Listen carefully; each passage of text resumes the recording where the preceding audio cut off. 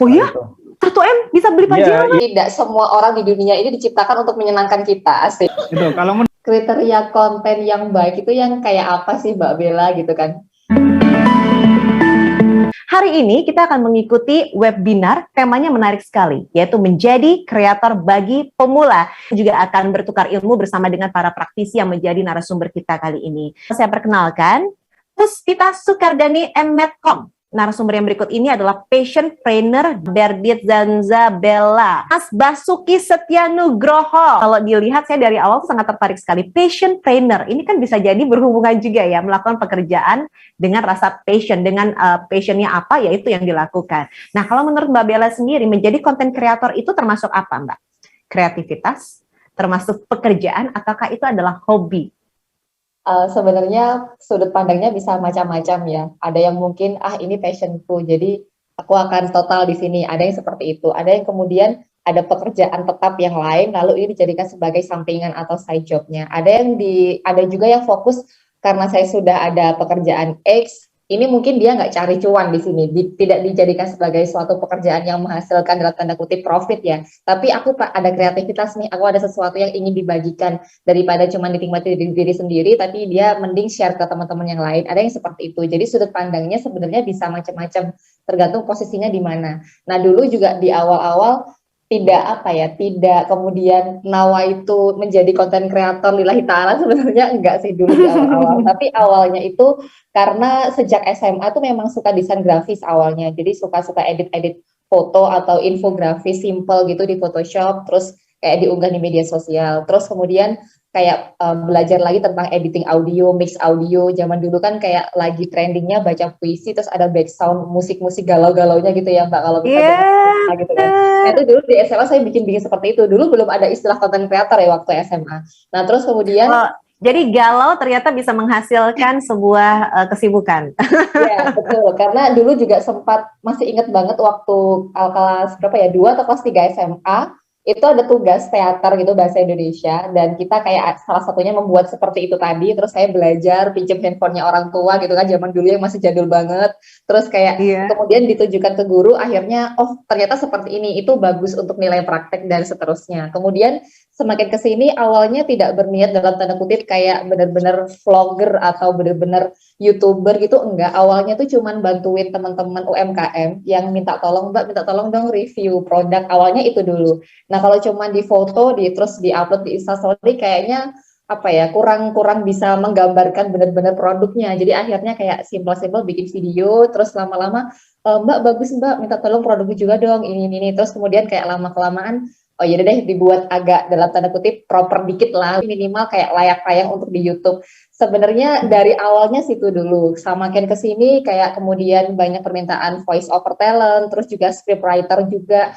Akhirnya jadinya berkembang, oh ya deh berarti memang mungkin ini peluang ya passion ya peluang juga. Akhirnya kenapa enggak ditekunin aja gitu sih. Jadi sudut pandangnya bisa macam-macam nih Mbak, tergantung teman-teman ini posisinya di mana. Gitu sih. Nyemplungnya nggak sengaja ya Mbak ya. Nah sekarang pada saat sekarang Mbak Bella berarti kan sudah bisa dikatakan sebagai salah satu konten kreator, meskipun katanya tidak pernah menyeriusi awalnya. Nah berada di situasi Mbak Bella berada di konten kreator, apakah itu membuat Mbak Bella merasa bahwa oke, ini adalah salah satu bidang yang kayak passion banget nih, passion dan menguntungkan? Benar juga, passion dan menguntungkan, betul. Dan menurut saya semakin ini ya, karena semakin banyak orang bisa menyebarluaskan informasi, platform digital juga semakin beragam, pertanggungjawabannya juga ini sih menurutku semakin berat juga. Karena kalau misalkan dulu, katakanlah kalau misalkan saya ngajar hanya dari kelas ke kelas gitu, misalkan saya keliru atau mungkin misal ada materi yang kurang tepat dalam tanda kutip, mungkin saya klarifikasinya hanya untuk teman-teman satu kelas. Tapi sekarang misalkan saya pengen ngajar daring seperti itu, misalkan direkam, terus misalkan diupload di YouTube, ada yang keliru nih. Nah ini klarifikasinya agak lumayan dalam tanda kutip kompleks ya, karena nyebarnya bisa banyak orang, tidak hanya orang yang hadir di virtual saat itu, tapi bisa lebih luas lagi karena udah di-share kemana-mana. Jadi benar-benar netiketnya harus harus diperhatikan juga. Dan seperti kita komunikasi secara konvensional membutuhkan etika, secara digital pun membutuhkan etika juga. Nah kayaknya yang perlu diperhatikan itu sih, karena bagi-bagi teman-teman yang pemula kayaknya ya udah deh bikin dulu. Memang sih bikin dulu, tapi juga dipertimbangkan untuk konsekuensi kayak mungkin nilai moralnya, terus kayak kebenaran informasinya, jangan sampai hoax. Kalaupun memang itu asumsi pribadi, mungkin bisa berseberangan dengan asumsi orang lain, disampaikan aja, memang ini asumsi saya. Jadi benar atau tidak ya karena pribadi kan tidak bisa dibantah ya, pasti dia punya alasan seperti itu. Jadi sekarang PR-nya itu juga lebih ke pertanggungjawaban juga sih. Apa aja Mbak konten-konten yang sudah pernah dibuat? Sekarang kan platformnya macam-macam ya. Kalau awalnya dulu di awal-awal kalau review produk ya itu pasti karena justru itu kayak batu loncatan pertama, akhirnya kemudian menyeriusi untuk konten kreator. Yang kedua, saya lebih banyak sharing soal public speaking sama pengembangan diri. Untuk platformnya itu kebanyakan di Instagram, di YouTube ada beberapa, tetapi lebih banyaknya di Instagram @maestria.id, sama kebetulan karena gabung dengan teman-teman komunitas kreatif di Trenggalek, dengan teman-teman Trenggalek Creative Network. Nah, itu kita juga bikin platform di situ, di Instagram, ada juga beberapa di YouTube. Saya lebih banyaknya untuk sharing tentang edukasi, pengalaman, organisasi, cari sponsor, cari tempat gratis, dalam tanda kutip. Jadi kayak lebih hal-hal seperti itu sih. Sesuatu yang memang dekat dengan sehari-hari saya tadi, kembali ke passion planner tadi sih. Konten yang bagus, apakah itu sesuatu yang instan atau ada proses di baliknya? Atau step awal apa yang harus dilakukan? Sebenarnya ini banyak juga ditanyain. Kemudian kriteria konten yang baik itu yang kayak apa sih Mbak Bella gitu kan? Sebenarnya jawabannya simple. Konten yang baik adalah konten yang dibuat. Bukan konten yang cuma dipikirin. Iya, yang dibuat aja. Tapi kalau misalnya cuma difikirkan dalam hati gitu kan, ilmu kebatinan gitu kan, terus kemudian apa? Nggak ada gitu kan. Kemudian nggak jadi konten akhirnya. Tapi kalau misalkan ditanya kemudian prosesnya instan atau tidak, bahkan kita bikin dan menyebut mie instan itu masih direbus dulu gitu ya teman-teman ya. Jadi memang kalau saya sih selalu ketika misalkan ditanya, kemudian saya harus bikin konten apa? Mungkin kita bisa mulai dari sesuatu yang sangat dekat dengan kita dulu. Karena memang kalau saya kan passion enthusiast ya. Jadi kalau misal kamu punya passion apa, ya udah kamu mulai dari situ dulu aja. Daripada kita harus mempelajari sesuatu yang baru, yang mungkin butuh waktu beberapa saat, tidak pendek begitu. Jadi udah pusing nanti untuk bikin kontennya. Kalau misalkan microblog nulisnya, desainnya. Kalau misal podcast ya nanti harus rekam suara, belajar intonasi biar nggak upload seperti apa. Kalau video harus belajar edit dan lain-lain. Dan itu adalah proses BTW teman-teman. Jadi jangan dikira, oh aku pengen bikin konten, terus lihat Instagram, terus tiba-tiba kontennya jadi sendiri, ajaib gitu kan. Enggak. Maksudnya, Simsalabim. Selagi kita juga ini melalui prosesnya untuk membuat kontennya, materinya ini mungkin untuk awal-awal daripada kita memikirkan hal yang rumit, sesuatu yang tidak kita kuasai, kita mulai aja dari diri kita sendiri. Misalkan kalau saya dulu misalkan, ini gimana sih cara belajar intonasi gitu kan. Saya belajar misalkan pakai merek-merek yang sudah terkenal dengan slogan tertentu, misalkan kayak tumbuh ke atas nggak ke samping. Itu gimana sih belajar intonasinya? Ya udah itu saya share jadi konten. Jadi materinya benar-benar dari sesuatu yang kita tekuni, yang kita sudah kuasai terlebih dahulu supaya nggak berat. Jadi ketika berat untuk berlatih editing atau misalkan mau menulis atau mendesain apapun, minimal untuk materi kontennya kita sudah di luar kepala. Jadi tidak menambah beban kehidupan gitu loh. Karena hidup udah berat ya Mbak kayaknya ya. Jadi kayaknya dimulai dari sesuatu yang mungkin kita kuasai terlebih dahulu. Baru kalau memang dirasa kayak, oh oke, aku udah cukup terbiasa dengan flow-nya, aku udah mulai konsisten untuk upload-nya, udah ada timeline sendiri, sudah kalau siang ya siang, kalau sore ya sore, dan lain-lain. Nah mungkin kalau misalkan pengen coba apa yang lagi hits ya, apa yang lagi tren ya, karena mungkin dia mau narik engagement lebih besar, ya nggak apa-apa, tapi untuk step di awal, paling awal dulu, daripada memang kita mempelajari atau mencari sesuatu yang dalam tanda kutip rumit, mungkin coba deh, ayo passion kamu apa, atau hobi kamu apa, atau sesuatu yang dekat dengan kita, mungkin itu dulu aja deh yang akan dikontenin gitu loh, biar nggak, penuaan dini gitu loh Mbak ya. Penuaan dini. Waduh. Ketika kita membuat konten itu memang harus ditata dulu. Harus cari idenya dulu, ucapkan. Nah, itu nanti malah repot itu nggak ada storyline ya. Terus yang kedua, kita harus tahu bagaimana yang namanya itu menata video, struktur videonya. Bagaimana menanggapi para netizen jika sudah menjadi YouTuber ataupun juga selebgram? Ini mungkin pertanyaannya menuju ke Mbak Bella dulu deh. Mbak Bella, silakan. Ini pertanyaan netizen selalu benar. Berat ya. Sekarang ini apa ya, netizen itu kayak Kadang-kadang saya kalau misal waktu ngisi kuliah itu teman-teman tahu nggak artinya netizen?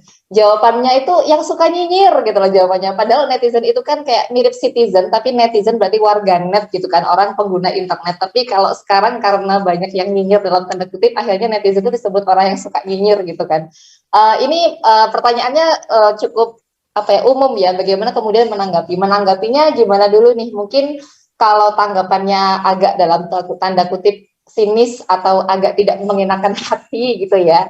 Ya, kalau saya sih prinsipnya memang tidak semua orang di dunia ini diciptakan untuk menyenangkan kita, asik gitu kan ya. Pasti ada aja orang yang mungkin kontra dengan kita, tidak sepaham dengan kita. Tapi kalau misalkan dia itu menyampaikannya, mungkin ada maksudnya yang masih bisa saya tangkap, misalkan kayak, kok kamu bikin seperti ini sih, ini kan kurang begini, begini, begini. Saya biasanya cenderung akan melihat, oh sebentar, saya refleksi dulu, jangan-jangan mungkin konten saya kurang tepat gitu kan. Tapi ada juga yang cuman, itu aja sok pinter, sok apa gitu kan. Nah itu udah nggak saya dengerin. Nah jadi kalau misalkan saya memang cenderung memfilter sih.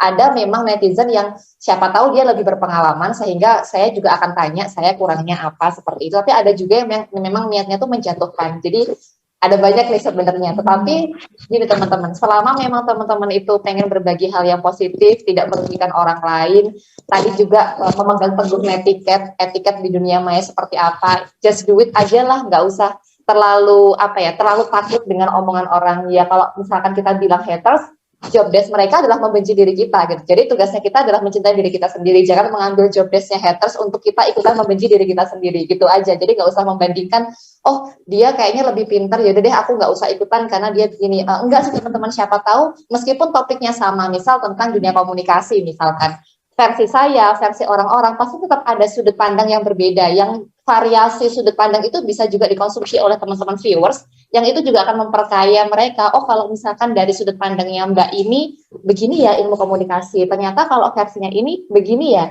itu loh, itu yang mungkin lebih kita pertimbangkan. Jadi pelangi indah bukan karena merah semua, tapi karena merah, kuning, biru, hijau, dan seterusnya. Baik, berikutnya ada lagi pertanyaan yang lagi tren banget, itu yang mana? Mungkin tren yang muncul di feed saya dengan di feed teman-teman pasti juga akan beda gitu, karena kan tergantung dari algoritma, dari preferensi dan lain-lain gitu. Ngasih caranya bikin konten yang berkepanjangan sehingga konten tersebut tidak basi di masa mendatang dan akan tetap dicari sama orang. Nah, ini menuju ke Mbak Bella lagi. Mbak Bella silahkan. Oke, ya sebenarnya tadi tergantung dari concern teman-teman untuk membangun sebuah platform, entah dimanapun, di Instagram, di TikTok, ataupun di YouTube, itu identitasnya seperti apa? Apakah memang edukasi atau seperti apa? Contoh misalkan sebenarnya teori retorika ataupun public speaking, sebenarnya kan sudah lampau sekali ya itu ya untuk teorinya ya. Tapi kan sampai sekarang masih banyak orang yang pengen cari karena mereka itu kesusahan bagaimana sih untuk menerapkan praktik public speaking yang begini, yang begitu, A sampai Z seperti itu. Nah, tetapi kadang-kadang mungkin karena judulnya terlalu global, tadi kalau misalkan Mas Bas sudah menyampaikan, judulnya pun harus yang clickbait misalkan. Jadi kalau misalkan dalam versi buku formal mungkin teori public speaking misalkan. Tetapi kalau misalkan di YouTube teman-teman bisa pakai contohnya ngomong biar gak medok misalkan, atau ngomong biar gak belibet misalkan. Nah itu adalah sesuatu judul yang langsung ke inti dari kontennya. Jadi teman-teman misalkan ada orang yang kayak kebingungan, aku pengen belajar ngomong nih biar lancar, biar gak medok gitu kan. Terus dia kayak klik keyword sesuai dengan permasalahannya, maka judul itu akan muncul, menjawab langsung. Terus juga bahwa sebenarnya inti dari orang yang pengen nonton konten kalian, itu sebenarnya mereka tuh nggak peduli dengan masalah kalian. Maksudnya masalah konten kreatornya nggak peduli, tapi mereka itu peduli dengan masalah mereka. Jadi mereka sedang ada kendala apa, mereka ingin mencari solusinya dengan mencari referensi, salah satunya di YouTube ataupun di platform yang lain yang digital. Jadi mungkin teman-teman bisa langsung to the point untuk ke situ. Kalau misalkan teman-teman mau membuat suatu konten yang mungkin sepanjang masa akan terus dicari langsung terhadap solusi dari permasalahan tersebut. Mungkin itu sih. Dan kemarin juga sempat sharing juga sebenarnya cara menentukan topik tuh atau materi konten tuh seperti apa ya. Ada yang menyarankan kita pakai 5W+1H, tapi ada juga orang yang menerapkan 2 opsi. Opsi yang pertama adalah kadang orang itu yang ngelihat konten, pertama memang fokus ke materi, tidak terlalu fokus dengan siapa yang ngomong materinya. Yang kedua, itu ada yang dia itu karena mungkin yang ngomong influencer, artis, atau tokoh terkemuka, walaupun yang diomongin sepele, tapi tetap banyak aja yang ngeklik. Jadi teman-teman mungkin juga bisa sedikit sedikit meniru trik ini. Kalau mungkin ada kenalan influencer atau apa, diajak itu untuk kolaborasi, atau kalaupun misalkan enggak, cari konten atau materi yang mungkin bisa sepanjang masa, bisa berkelanjutan, atau mungkin itu bisa menjawab solusi permasalahan kebanyakan orang yang nanti mungkin akan search di YouTube ataupun di platform digital kalian. Untuk keuntungannya bisa sampai berapa sih Mas Bas? Ya itu variatif, tergantung channelnya. Kalau sampai viewersnya mencapai 1 M gitu Mas? Itu udah lumayan lah untuk beli Pajero, kayaknya udah cukup. Oh iya? 1 M bisa beli Pajero Mas?